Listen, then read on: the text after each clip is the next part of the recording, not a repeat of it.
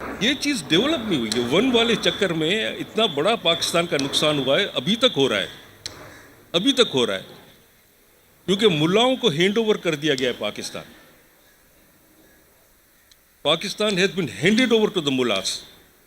भाई आपके पास इतने साइंटिफिक और साइंटिस्ट बैठे हुए हैं, कहूटा में बैठे हुए हैं, कराची यूनिवर्सिटी के साथ पीछे स्पार्को है आपका, वो चांद नहीं देख सकते।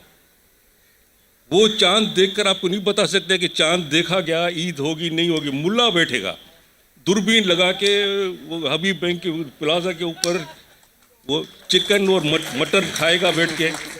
3 4 दिन तक तो उसको चांद नज़र नहीं आएगा। 3 4 दिन मिठाइयाँ खाने खा रहे, अभी नज़र नहीं आया, अभी नहीं आएगा, आएगा नज़र आएगा। 4 दिन बैठे हुए। ये साइंटिस्ट फिर किस लिए आप बना रहे हैं? अपने साइंटिस्टों पे आपको वो है, यकीन नहीं है। वो जितना ऑथेंटिक आपको बता सकते हैं कि यहाँ पर चांद निकला है नहीं निकला, ईद होगी नहीं होगी, बिलीव देम। नहीं, मुल्ले को बिलीव करेंगे।